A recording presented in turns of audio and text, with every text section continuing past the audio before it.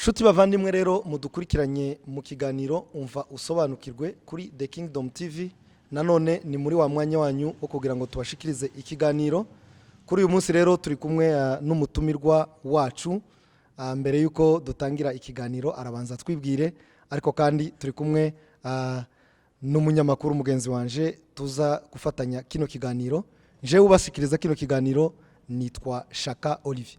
Umutumirwa wacu rero reka atwibwire. Murakoze cyane.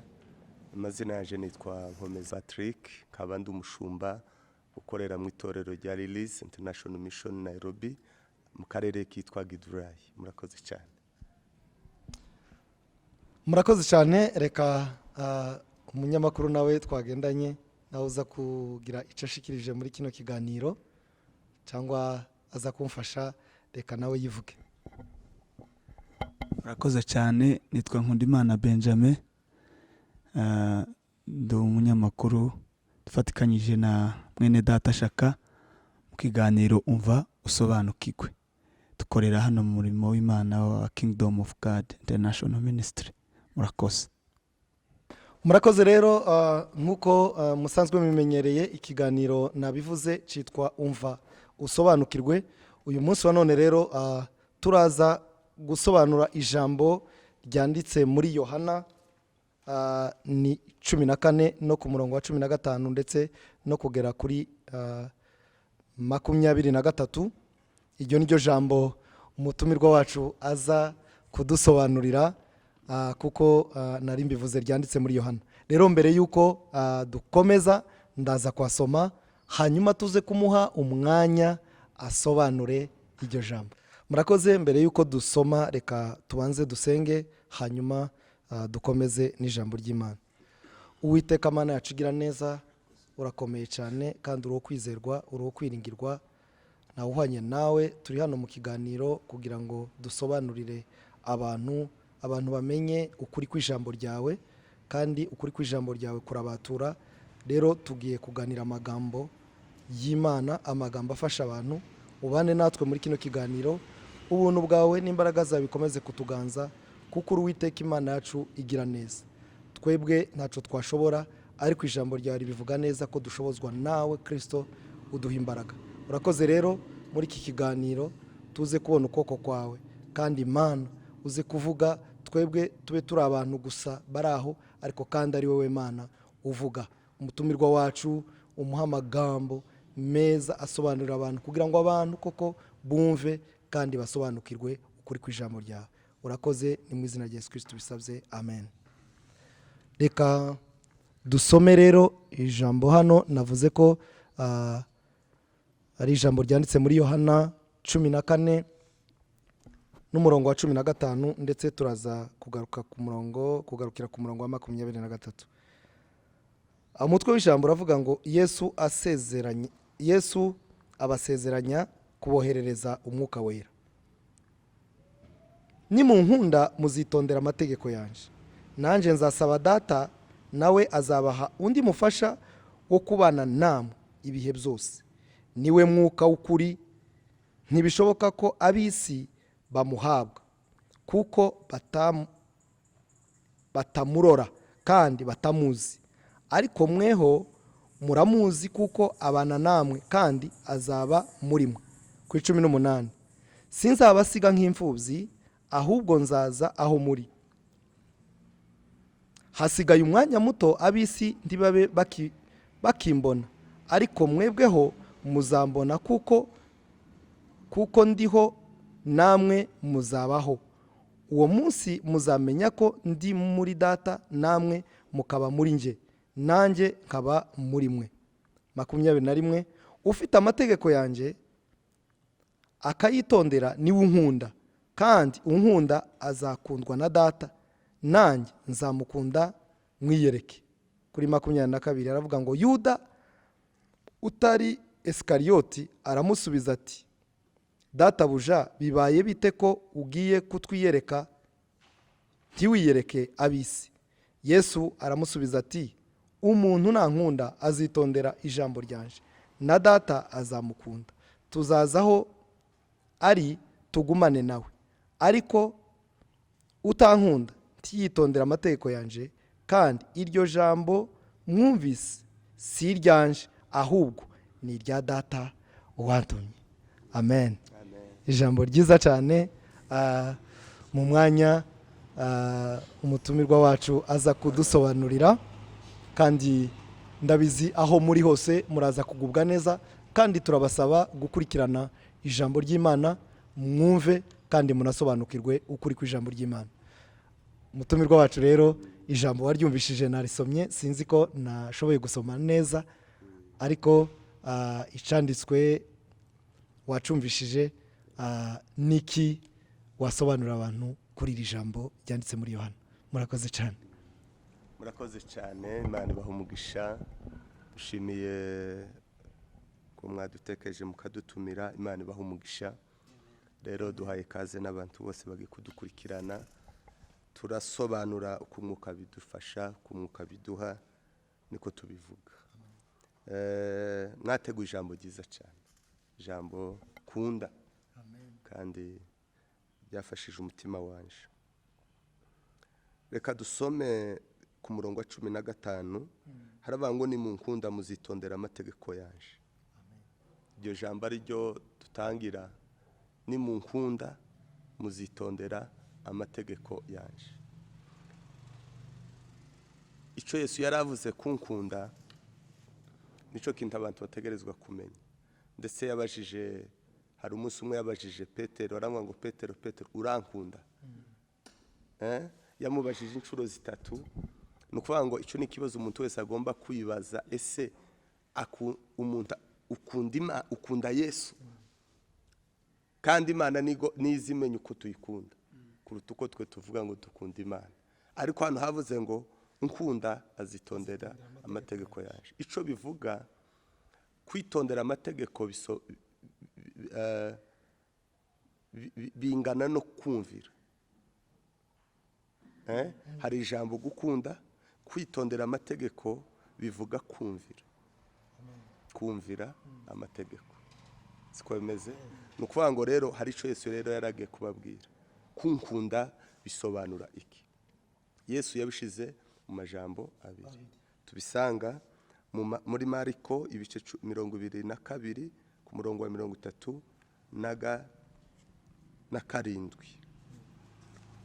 Katuwasome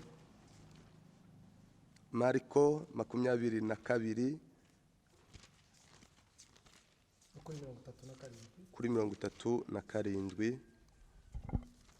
Haravuga gute?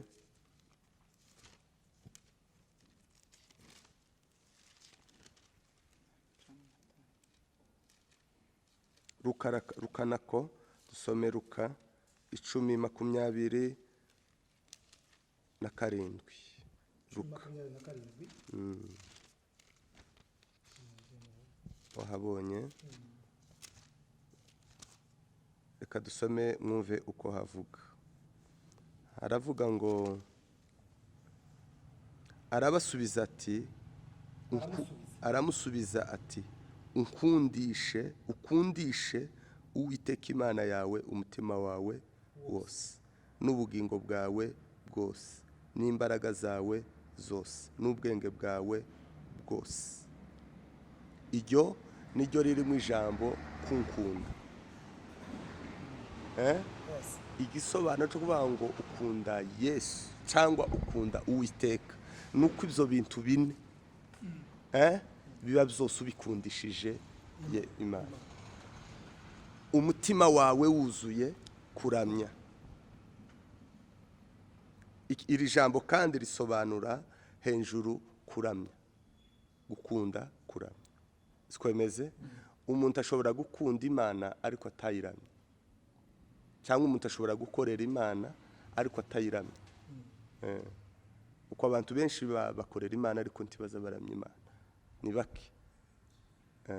Nukuvuga ngo umuntu aramya ica kundi icuzuye umutima. Icuzuye umutima. Bivuga ngo rero Yesu yarabwiye abigishwa, arabango ni munkunda muzitondera amategeko yaje. Ikizamenyesha ko munkunda nuko muzumvira ivyo nabategetse. Kandi ico nabategetse niki? ni ibintu bibiri gusa. Icyo yategetse abigishwa ni ibintu bibiri, ni ukumukundisha umutima n'ubwenge n'imbaraga n'ubugingo. Icya kabiri ni ugukunda mugenzi wawe kuko wikunda. Nibyo bikubiyemo gukunda Imana. Ibyo bintu bibiri umuntu atabifite gukunda Imana ntibishoboka. Ndetse dusome hano ku bw'iryo tegeko muri Yohana 13,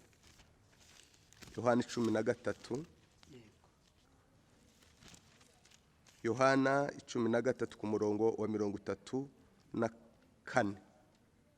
Mwumve uko havuga. Itegeko rikomeye yabasigiye ari ryo bategerezwa kumvira. Yarababwiye ngo ndabaha itegeko rishe ngo mukundane kuko nabakunze, mube ariko namwe mukundane. Ibyo nibyo bose bazabamenyeraho ko muri abigishwa banje nimukundane.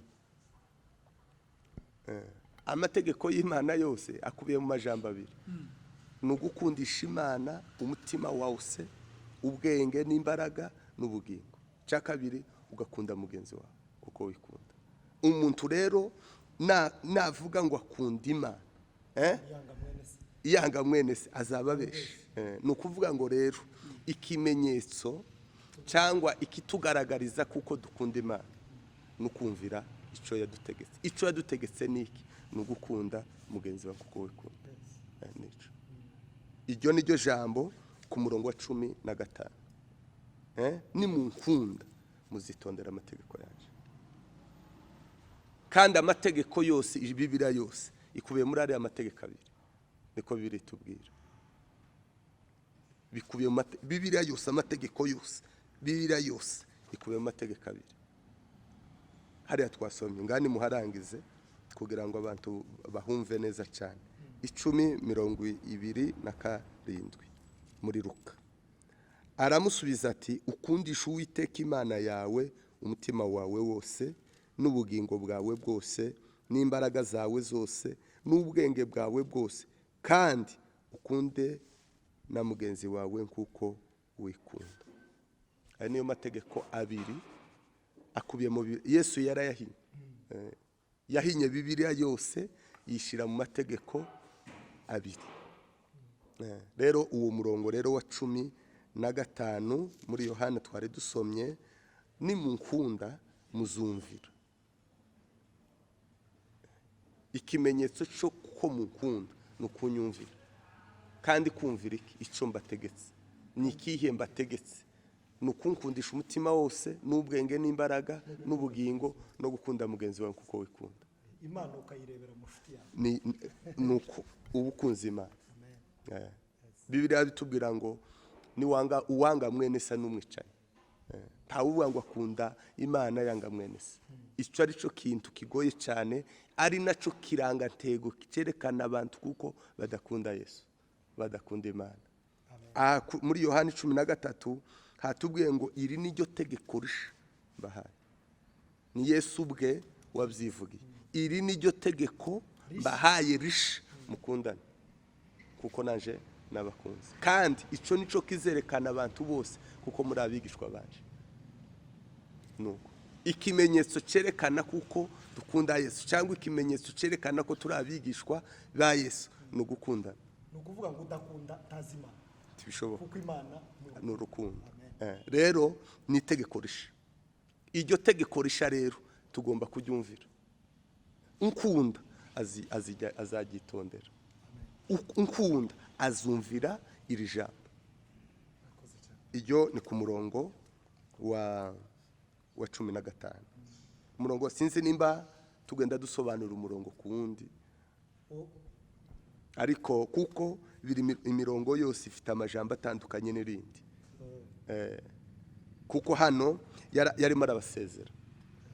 Amaze kubasezera ababwira ibizabafasha. Amaze kubavamo. Abasigira rero urukundo, aravuga ngo ikizerekana ko mukunda nuko muzitonda. Yarimo arabasezera ababwira ibizabagirira umumaro batakiri kumwe. nico gihe yababwiye ngo nzabahwereza umufasha. Uwo mufasha ni uzabana namwe. Iyo ni topic nini cyane y'umwuka wera, kuko umwuka wera ubwayo agira imirimo kirindwe umuntu. Ni naco gikomeye abantu babuze uyu mufasha gusa.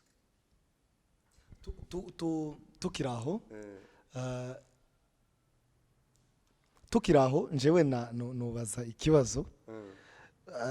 Ubivuze neza, nico kintu abantu babuze, niko waruvuze ndagira ngo nose bakibuze kubera ko batitondera amategeko ya Yesu. Uyu mufasha kuko aho nyine hari ahantu havuga ngo nimunkunda nzabasaba data kubaha umufasha.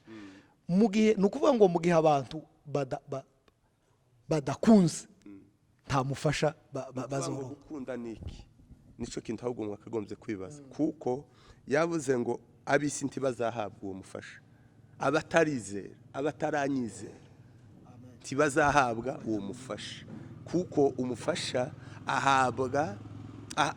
ahabwa bizeye Yesu, abamukunda.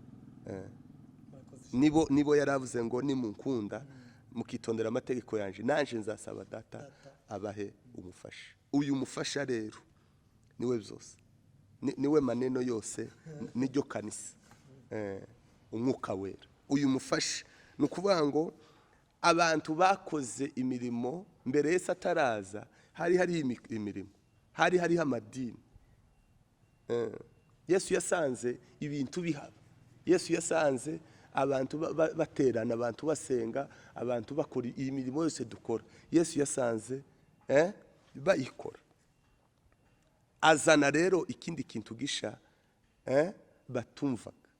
Yaje kuba ngo bamwizere, kuko yaje gukura abantu mu rupfu, yaje gukura abantu mu mwijima, yaje ari umuco w'isi, yaje ari ubugingo. Abantu ntibajumva kugeza n'uyu munsi.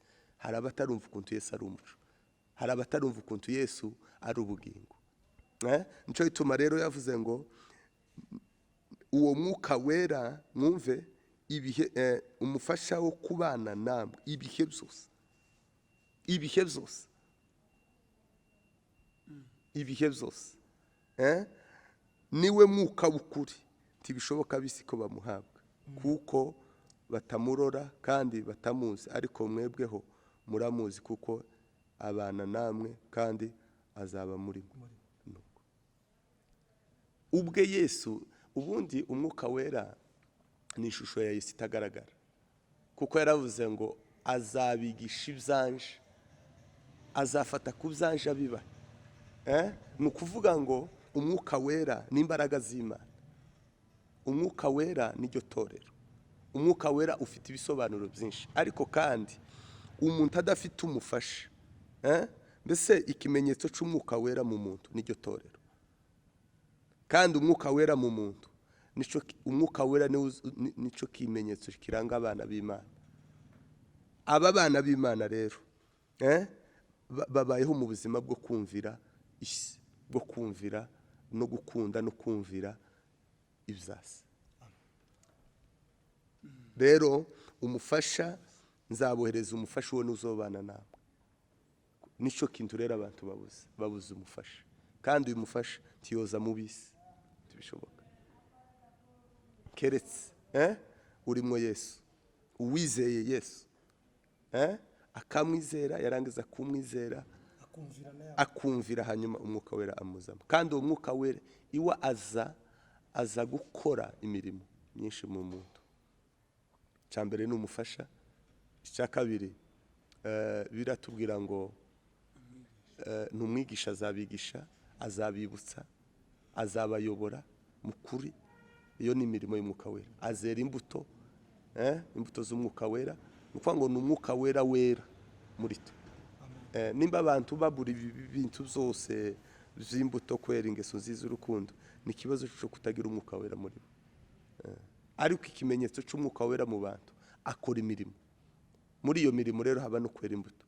Muri izo mbuto harimo urukundo, imbabazi, amahoro, kugwa neza, amahoro, n'ibintu byinshi usanga mu Bagalatiya ibice 5 ku murongo wa 22.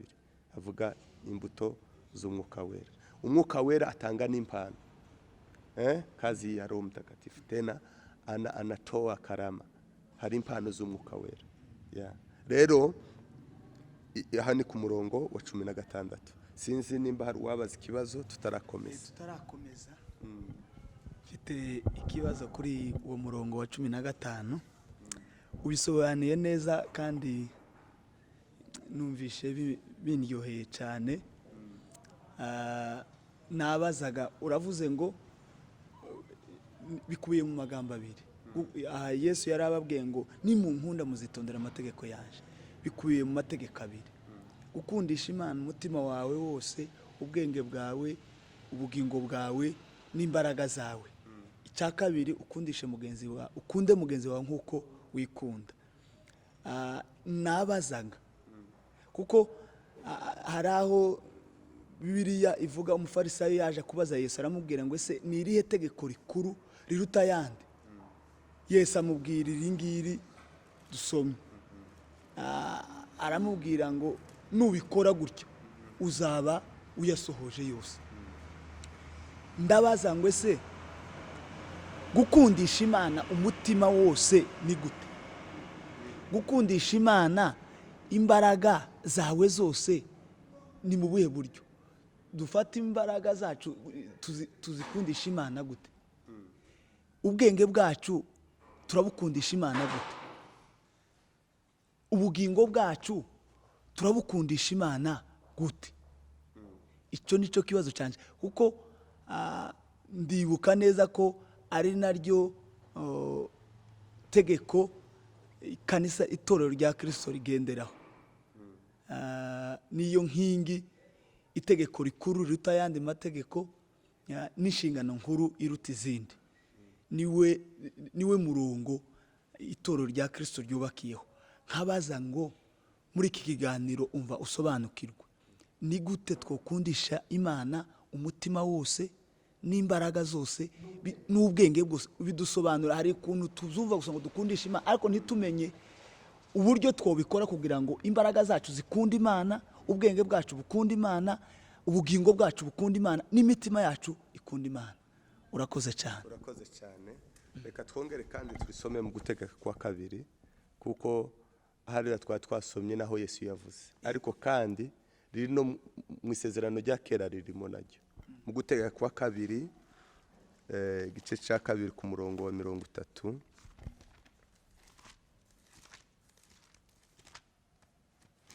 Kabiri igice cya 2 ku murongo wa 30.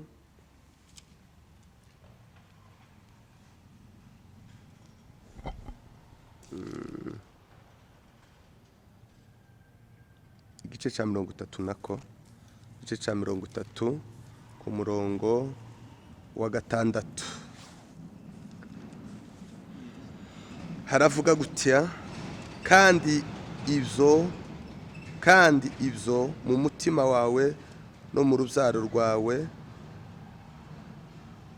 bituma iba kimibiri idakebwe, Uwiteka Imana yawe izaba kuriramo kugira ngo ukundishe Uwiteka Imana yawe umutima wawe wose n'ubugingo bwawe bwose, ubone ukubaho.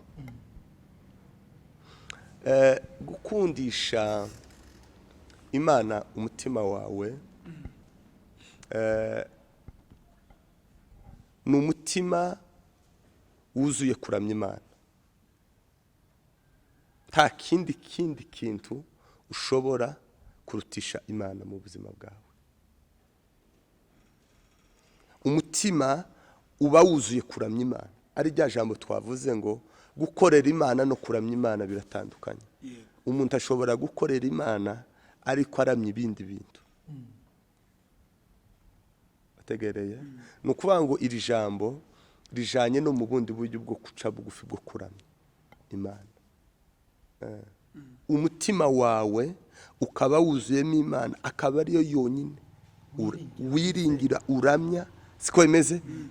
Yonyine gusa umutima wuzuye, nta kindi kintu. Ndabaho urugero, niko gufata iveri ukayuzuzamo amazi.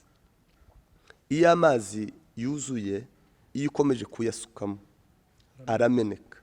Iyo n'imvugo y'igikombe kirakubwira ngo nta wundi mwanya mfite wo gushiramo amazi. Wategereye. Iyo rero umutima wuzuye Imana nta kindi kintu woshira mu mutima kijemo. Kirameneka kibona undi mwana. Nta place yindi iri mu mutima ushiramo ikindi kintu kitari Imana. Imana iba yuzuye. Uko niko gukundisha Imana. Gukundisha umutima wawe wose. Siko bimeze. Kuko abantu barakora ariko bakunze ibindi. Ngaho ni mu bisome soma muri Yohana wa mbere igice cya 2 ku murongo wa 15. Mwumve uko havuga. Haravuga ngo Yohana wa mbere igice cya 2 ku murongo wa 15. Timugakunda iby'isi cyangwa ibiri mu isi. Umuntu nakunda iby'isi, gukunda data wa twese ntikuba kuri muri we. Kuko ibiri mu isi, ikiri mu isi cyose ari irari ry'umubiri n'irari ry'amaso cyangwa kwibona mu jubu bugingo. Ibyo rero kubera abantu bakunze iby'isi, gukunda Imana ntibizoshoboka.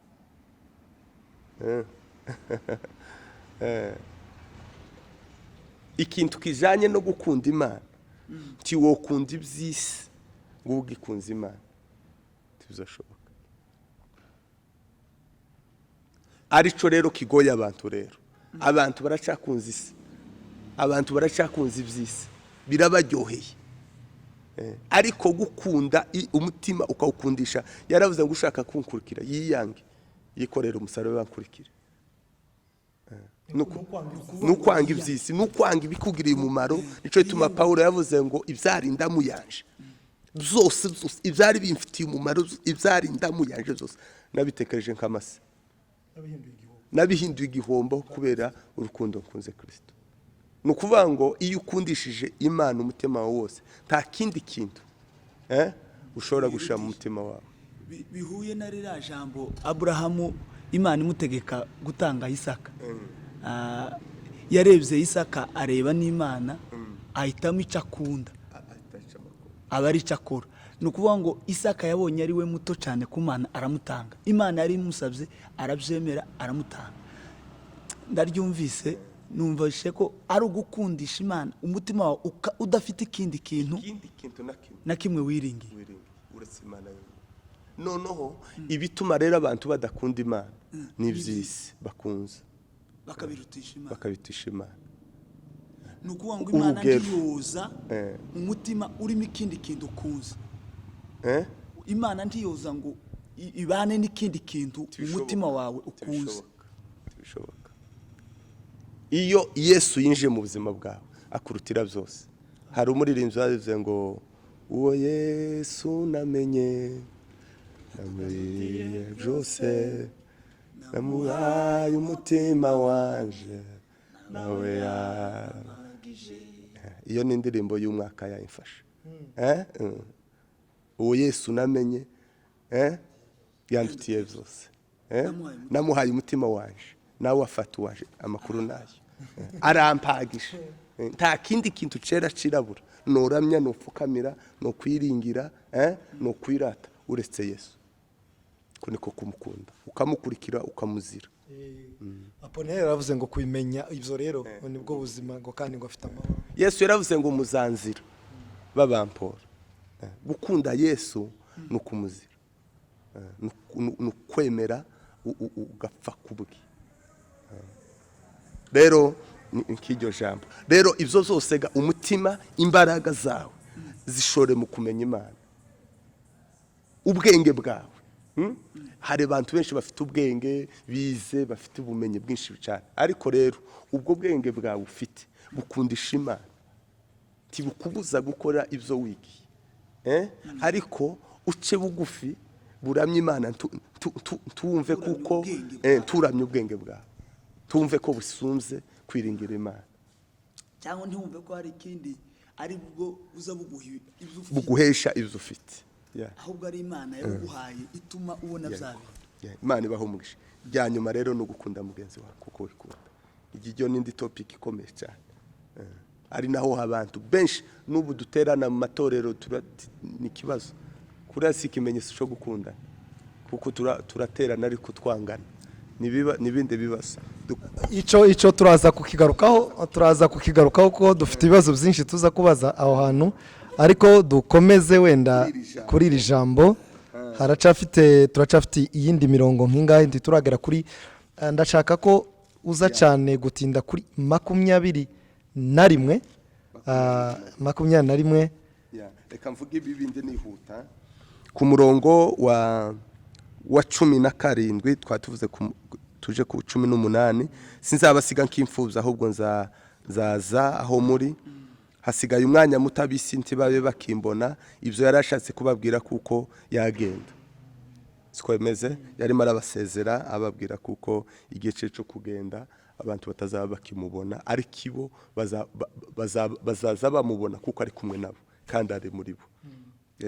Hano rero kuri 21 haravuga ngo ufite amategeko yanje akayitondera niwe unkunda. Birasobanutse, hari amajambo gamwe asobanutse.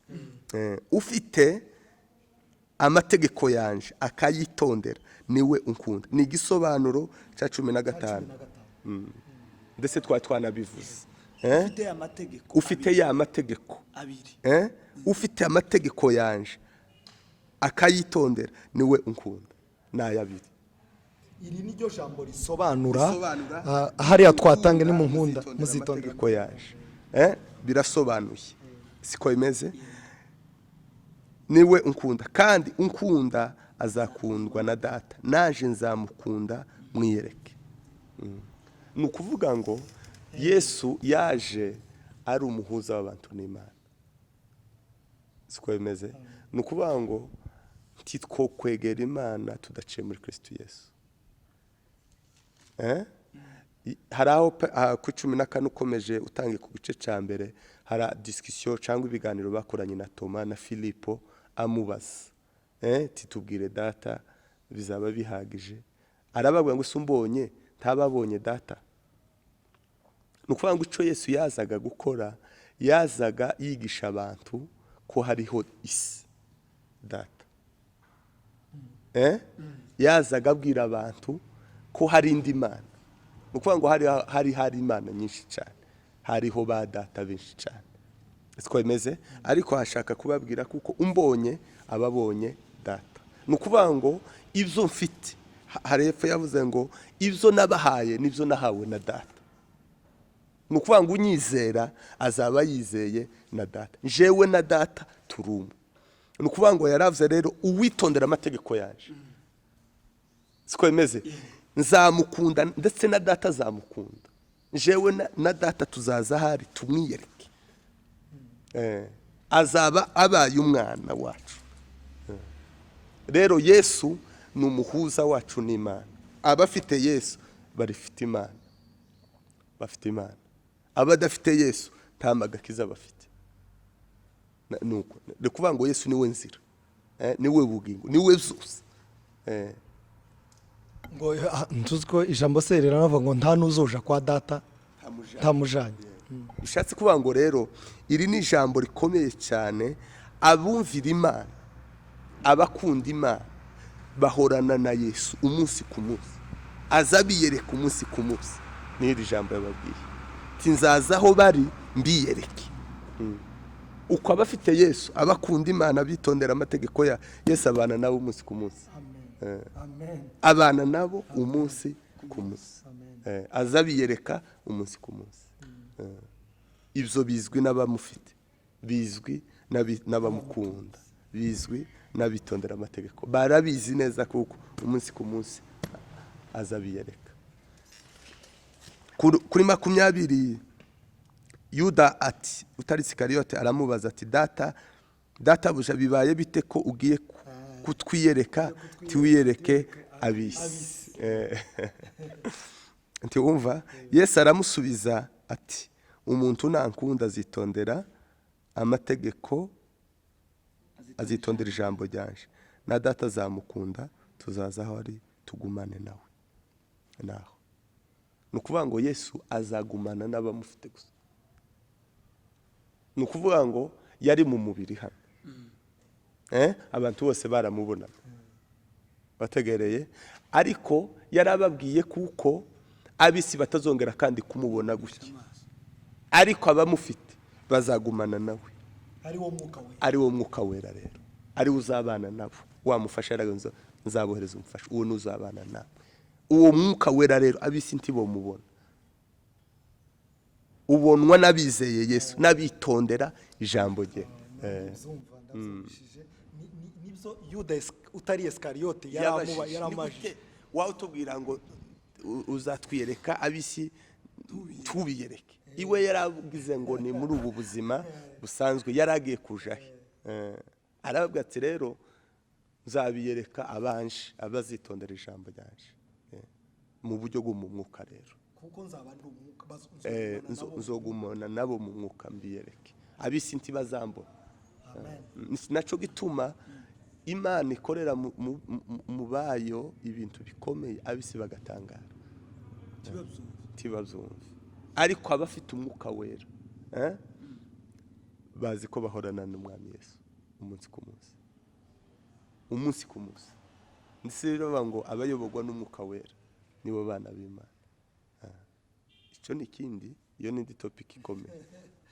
Hari ukuzura umwuka, hari kuyoborwa n'umwuka. Biravangwa abayoborwa n'umwuka nibo bana b'Imana. Ni ukuvuga ngo rero ntuzashobora kuwuzura ariko ntawumvira. Kumvira niho watubwiye hano, ukunda akumvira akitondera ijambo ryanje, uwo ni ukunda. Kuko abantu turumva, ariko ikibazo ni ukumvira. Twumva ijambo ry'Imana umunsi ku munsi, ibyo tuzi ni byinshi, ariko kuvuga ngo tubyumvire nico kibazo. Habyumvira abandi abamukunda, humvira abakunda abamukunda, abo nibo bazabamwumvira gusa. Ico twari tuvuze ku murongo wa 23, Yesu aramusubiza ati umuntu nankunda azitondera ijambo ryanje, na data azamukunda, tuzaza ahari tugumane nawe. Ni kuvuga ngo rero icyo nico gisubizo Yesu yaramubajije ku cyo kibazo Yuda yaramubajije, ese ni gute uzatwiyereka ariko abisi tubiyereke? Aramubwira ati rero uzitondera amategeko yanje, uzumvira ijambo ryanje, uzankunda akitondera ijambo ryanje, jewe na data tuzaza tugumane nawe. Wenyine gusa muri benshi, mu ruziriko rwinshi, mu bagabo benshi, mu itorero, mu isi, umuntu uzankunda akitondera ijambo ryanje niwe tuzaza tugumane nawe, niwe tuziyereka, niwe tuzahabana. Rero nico yarabasubije rero. Ni kuvuga ngo rero abantu rero basabwa gukunda Yesu no kumwumvira, kandi ikimenyetso cyo kumukunda no kumvira amategeko yawe, kandi amategeko yiwe nari abiri gusa, Bibiliya yose no kukunda Uwiteka ukamukundisha umutima wawe n'ubwenge n'imbaraga n'ubugingo, ugakunda mugenzi wawe kuko wikunda. Nibyo gusa. Rero murakoze, Imana ibahumugisha. Murakoze cyane, ikiganiro cyacu kirakomeje, kandi reka dushimire umutumire wacu abisobanuye neza. Njewe ndanyuzwe kuko hariho byinshi ndari nsobanukiwe kuri iri jambo ryanditse muri Yohana ibice 14 no ku murongo wa 15 ndetse kugera kuri 23. Nibutse abadukurikiye ko ari ryo jambo umukozi w'Imana Rev.Pasteur ahadusobanurira. Rero turakomeje n'ikiganiro, tugiye kumubaza ibibazo nka bingahe, hanyuma tugana ku musozo w'iki kiganiro. Uranyemerera njewe ndasubira ku ijambo, kuri iryo jambo nyine twari turiho, ku murongo wa 20 ufite nimba ku murongo wa 20, ku murongo wa 20 haravuga ngo uwo munsi muzamenya ko ndi muri data. Ndagira ngo kwavuga uwo munsi muzamenya ko ndi muri data, namwe mukaba muri nje. Ese wadusobanurira ukuntu umuntu Yesu, ukuntu umuntu twebwe turi muri Yesu, hanyuma Yesu nawe akaba mu Mana? ni gute twe turi muri Yesu noneho Yesu nawe akaba mu Mana. urakoze cyane, reka tubisome muri icyo gitabo ibice 15 igice gikurikira. Haravuze ngo guhera ku murongo wa mbere, haba ngo ndi umuzabibu ukuri kandi data ni nyirawo uwuhingira. Ishami ryose ryo muri nje ritera imbuto arikuraho, igera imbuto ryose ajyanganyaho amahage yaryo ngo rirusheho kwera imbuto. None mumaze kwezwa n'ijambo nababwiye, mugume muri nje nanje ngume muri mwe. Kuko ishami ritabasha kwera imbuto ubwaryo ritagumye mu muzabibu, niko namwe mutabibasha nimutaguma muri nje. Ninje muzabibu namwe muri amashami. Uguma muri nje nanje nkaguma muri we, uwo ni we wera imbuto nyinshi, kuko ari ntacu mubasha gukora mutamfite. Bisobanura rero twebwe tugereranywa n'ishami, Yesu akagereranywa n'umuzabibu. Uko igiti, kuko icera imbuto n'ishami, igiti kigaburira ishami, nuko tugereranwa rero muri Yesu. Ikimenyetso kimenyekanisha ko turi muri Yesu n'imbuto twera, kuko nico cyonyine gisigaye kubizeye n'imbuto gusa. Ndetse niyo yavuze ngo muzobamenyera ku mbuto, ngo ntaco mushobora gukora mutamfite, ngo kandi ngo nimuguma muri nje, ngo nibwo muzera imbuto nyinshi. Nukuvuga ngo rero twebwe abizeye Yesu, tugereranwa n'amashami, dutewe muri Kristo Yesu. Nyir'urwo ruzabibu ni Imana. Nyiri Yesu, ise wa Yesu ni Imana. Tumva, nukuvuga ngo abari, nukuvuga ngo Imana iturebera muri Yesu. Imana iturebera muri Yesu. Abari muri Yesu bose n'abana b'Imana, kuko Yesu nawe ari mu Mana, ari mu Mana, n'umwana w'Imana isumba zose. Nukuvuga ngo Imana iturebera muri Yesu. Hari indirimbo ivuga ngo iyo ambonye amaraso ya Yesu ambaraho gukiranuka. Nukuvuga ngo Imana iturebera muri Yesu, itorero irirebera muri Yesu. Abari muri Yesu n'ib'Imana izi ko nk'abana bayo. Abatari muri Yesu gute ntabisi, niyo mpamvu tubarizwa muri Yesu, na Yesu akabarizwa mu Mana. Nukuvuga ngo ni ubwami, ni ubwami kirimo twebwe turi ikizunguruka. Ni ngo kuvuga ngo ni kikizunguruka kinini arico kigize Imana, noneho ensemble, noneho hakajamwo sous ensemble irimo Yesu, natwe tukaja muri Yesu. Nta handi twoba tutari muri Yesu. Ni ubwami bw'Imana. Ubwami bufite umwami ari we Yesu, bufite abaturage, bufite abana b'ubwo bwami. Nukuvuga ngo tugira amama abiri, haba ubwami bw'umuco n'ubwami bw'umwijima. Ubwami bw'umuco buyobowe na Yesu, niwe mwami w'umuco, sivyo? Ubwami bw'umwijima buyobowe na Satani.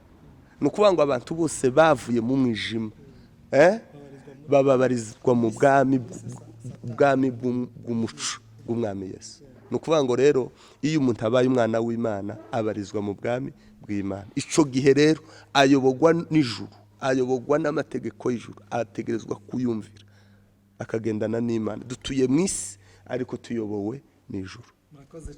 Murakoze cyane, Imana ho mugisha, usobanuye neza, kandi kino kiganiro numva ari kiganiro kiryoshye cyane. Sinzi ko mwene data afite ikibazo nawe yakibaza, hanyuma tukaza kugana ku musozo. Murakoze cyane, pasiteri yarakoze, asobanuye neza rino jambo. Ibibazo twari dufite byinshi yagiye abisubiza, ariko natekereje ikibazo kimwe, niki twokora kugira ngo kidufashe gusohoza aya mategeko, kubera ko urukundo ntaho twoja kurugura ngo rubize turushire mu mitima yacu. Nta n'umuntu worutwinjizamo. Hari aho nasomye muri Bibiliya biravuga ngo urukundo ruva ku Mana. Itegeko imana yadutegetse, aya mategeko abiri yadutegetse arasa nagoye cyane abantu ureba uko isi ihagaze muri kino gihe. Ati gute kugira ngo umuntu akunde mugenzi we nk'uko yikunda, ni ikibazo kiremeye. Kugira ngo ukundishe Imana umutima wawe wose, ntugire akandi kantu hirya no hino ureba, biragoye. Imbaraga zawe kuzishora mu Mana nabyo kandi biragoye. None niki codufasha gusohoza aya mategeko abiri Imana yadusigiye? Cya kabiri, abakristo babaye mu itorero, barakijijwe, ariko baracagwa mu byaha. Babaye mu buzima, rimwe akagwa irindi akabyuka, rimwe akagwa irindi akabyuka. Ese uwo muntu ntarakamenya Imana, kubera ko ijambo ryavuze ngo unkunda azitondera azakomeza. Hari aho Yesu yababwiye, arababwira ngo uwumva aya magambo akayakomeza azagereranywa n'umunyabwenge wubatse inzu yo ku rutare. Imvura iragwa, imivu iratemba, byose byikubita kuri iyo nzu ntiyagwa. Ni ukuvuga ngo uwamaze kumva ayo mategeko azakomera, ntabiza bimugusha. Nkabaza ngo ese abakristo bagwa ntibarakamenya, ntibaragakunda koko ko tuvuga ngo twese turamukunda. Niki gituma bamwe bagwa abandi batagwa? Icyanyuma, ese koko hari umuntu uhagaze muri aya mategeko abiri mwisi? Hari umuntu uhagaze muri aya mategeko uyuzuza yose? Murakoze, Imana ibahe umugisha. Urakoze cyane, Imana iguhe umugisha. Ikibazo cya mbere warubajije, hari icyo dusabwa kugira ngo dushobore ariya mategeko. Yesu yarababwiye ngo ntacyo mushobora gukora mutamfite. Kandi mwibuke ko yabwiye abigishwa ngo nzaboherereza umufasha. Ni ukuvuga ngo rero turasabwa gusabana n'Imana cyane, no gusenga. Ni ukuvuga ngo ibiryo bikuza umukristo ni ibiryo bibiri: ni ugusenga ko guhumeka, no kujya ko gusoma ijambo ry'Imana. Ategereye. Ni ukuvuga ngo tugomba gusenga ko guhumeka, tugomba gusoma ijambo ry'Imana ko kurya. Wategereye? Ni ukuvuga ngo igituma ushobora gukunda mugenzi wawe, gukunda umuntu kuko wikunda, cyangwa kwitondera icyo Imana ivuga, ni ibihe byinshi ukomeza kubana n'Imana cyane. Imana izi guha uwo mutima. Iki kintu cy'urukundo twe turi abagabo bo kubihamya, twarabisengeye, Imana yaduhaye urukundo.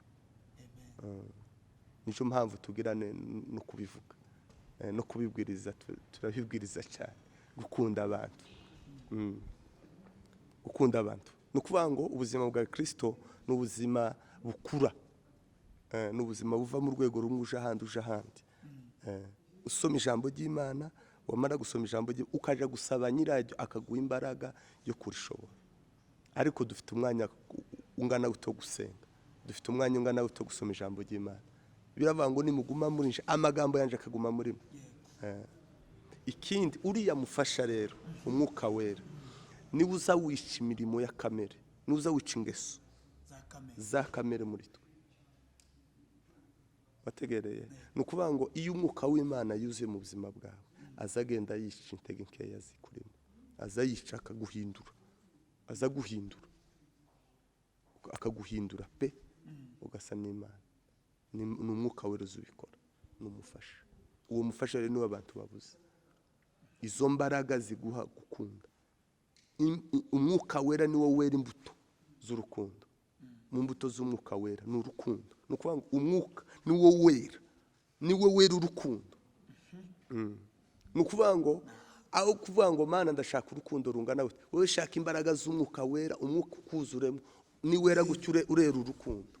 Amen.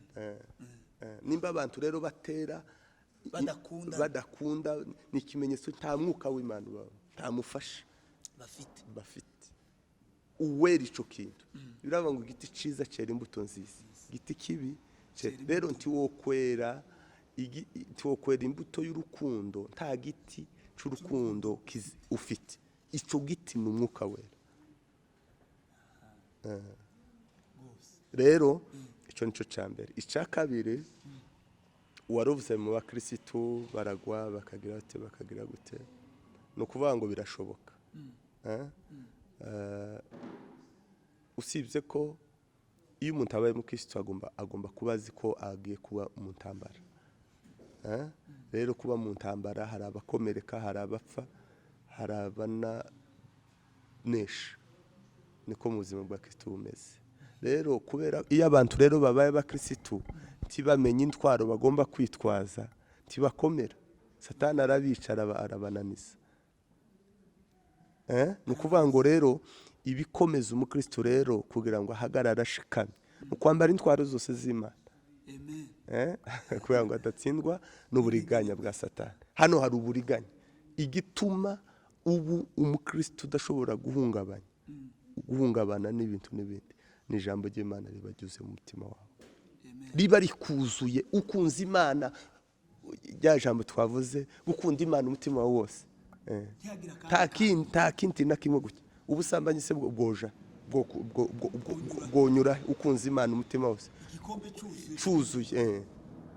Wogira inzangano gute, wonywa inzoga gute, zoja. Ni ukuvuga ngo umutima, Paulo yaravuze ngo iby'isi bisa n'ibibambwe kuri nje, nanje nsa n'ubambwe kuri byo. Tizovaria ngo nanje titwohura, kuko aho biri birabambwe nanje aho ndi ndabambwe. Ntawova sinobambuka ngo mbisange, nabyo ntibzobambuka ngo bisange. Nuko rero ijambo rya nyuma,